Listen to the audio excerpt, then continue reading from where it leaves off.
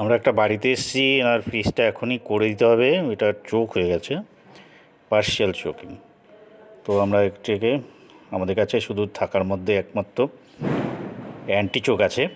ওই অ্যান্টি চোকটা দিয়ে কীভাবে এটাকে করছি, চোকিংটা ছাড়া, সেটা দেখো। আমরা প্রথমে ডায়ারের থেকে ক্যাপিলারি কেটে নিয়েছি, এবার অ্যান্টি চোক খাওয়াবো। ক্যাপিলারি দিয়ে ফ্রিজটাকে চালিয়ে দেবো।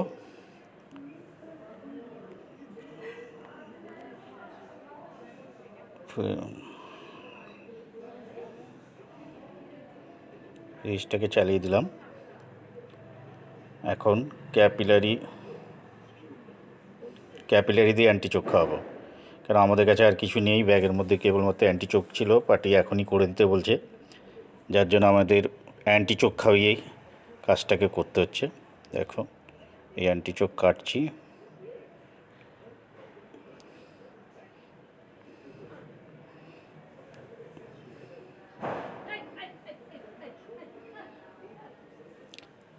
এবং অ্যান্টিচোক খাওয়াবার সাথে সাথে ফ্রিজটাকে বন্ধ করে দেবো, যাতে অ্যান্টিচোক কম প্রেশারের মধ্যে না ঢুকে যায়।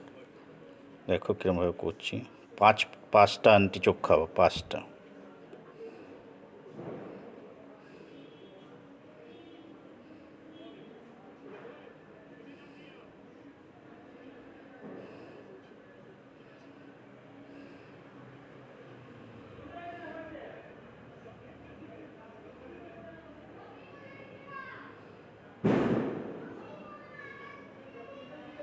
এটা পার্শিয়াল চোক হয়েছে, পার্শিয়াল চোক, মানে ডেড চোক নয়, পুরো দমে চোকিং হয়নি।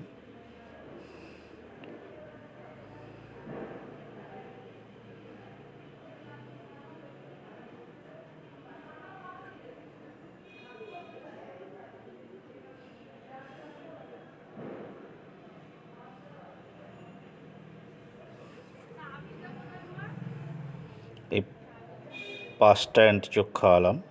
এটা নিয়ে কাজটা করছে সরজিৎ। অ্যান্টিচোক খাওয়ার পরে আমরা ক্যাপিলারি টিউব আবার জুড়ে দিচ্ছি। ফ্রিজ বন্ধ করে ফেলেছি।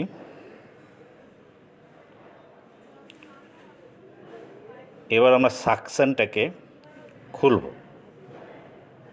দেখো,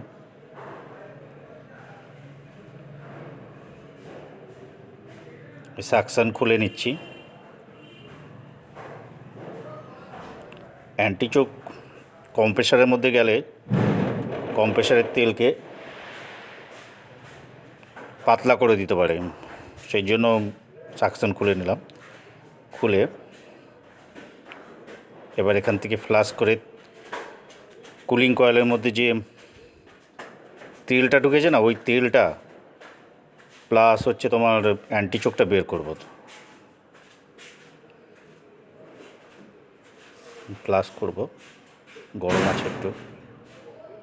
কাস্টমার জল আনতে বলা হয়েছে, গরম আছে, এখনও কাস্টমার নিয়ে আসেনি।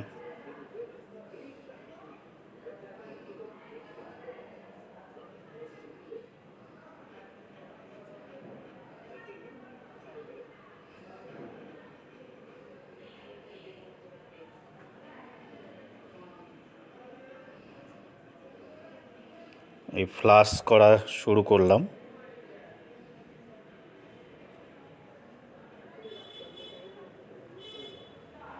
কিছু আসেনি।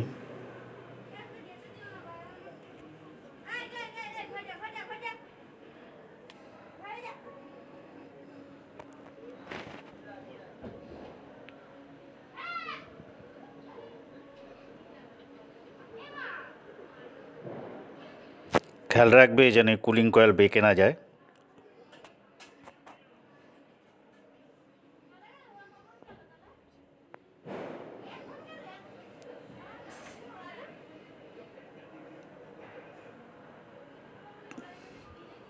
এইবার তেল আসা শুরু হলো।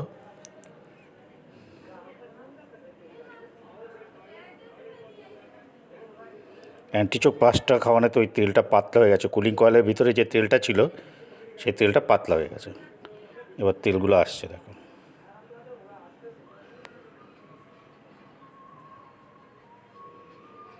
এই দেখো সরজিতের হাত ভরে গেছে তেলে। যতক্ষণ পর্যন্ত অ্যান্টিচোক রিটার্ন না আসে ততক্ষণ পর্যন্ত ফ্লাশ করবো।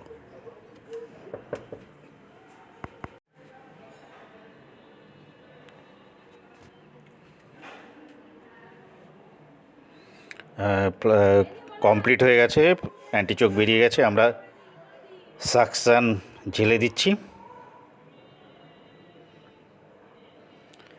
ক্লিয়ার হয়ে গেছে তেল, কুলিং কয়েলে আর কোনো তেল নেই, অ্যান্টিচোক রিটার্ন চলে এসছে।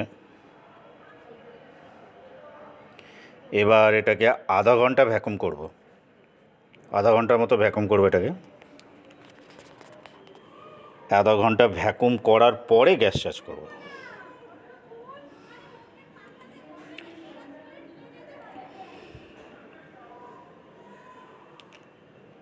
আধা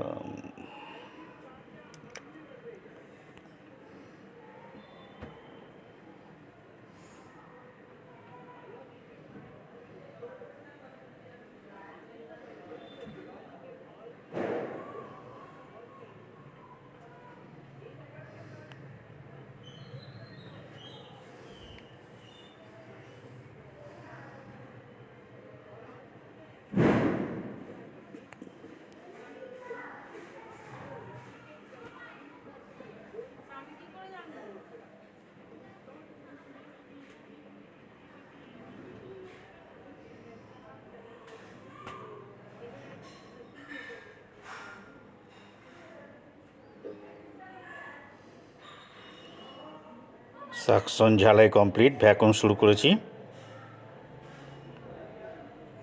এখন ফ্রিজকে ভ্যাকুম করব।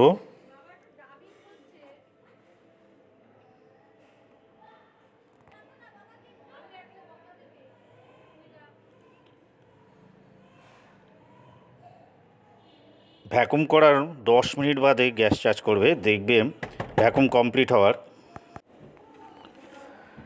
দেখবে কাঁটাটা যেখানে তুমি ভ্যাকুম করে রেখেছো সেই জায়গাটাই কাঁটাটা আছে কি না। যদি কাঁটাটা সেই পজিশনেই থাকে তাহলে পরে 10 মিনিট বাদে গ্যাস চার্জ করে দেবে। আর যদি সেই পজিশনে না থাকে তাহলে তোমার ঝালাইয়ের কোথাও কোনো ত্রুটি আছে, সে একটু লিকগুলো ভালো করে টেস্ট করবে।